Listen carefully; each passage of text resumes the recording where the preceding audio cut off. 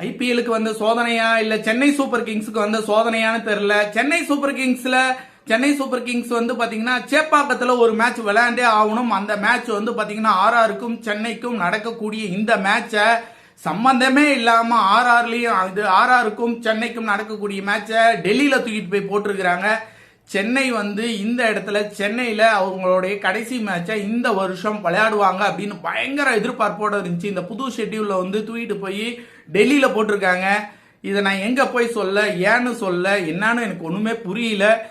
அதாவது சென்னை பழி வாங்கணும்னு நினைக்கிறதுக்கு இதெல்லாம் ஒரு காரணமா? இப்படிலாம் நீங்க பழி வாங்கணுமா அப்படின்னு ஒரு பக்கம் தோணுது.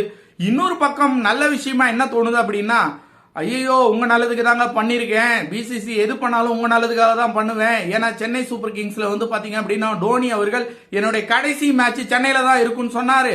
இப்ப நான் ஆர்ஆருக்கும் சென்னைக்கும் நடக்கக்கூடிய மேட்சை நான் சென்னையில சேப்பாக்கத்துல வச்சேன் அப்படின்னா அன்னைக்கு அவர் ரிட்டையர்மெண்ட் கொடுத்துட்டா என்ன பண்றது?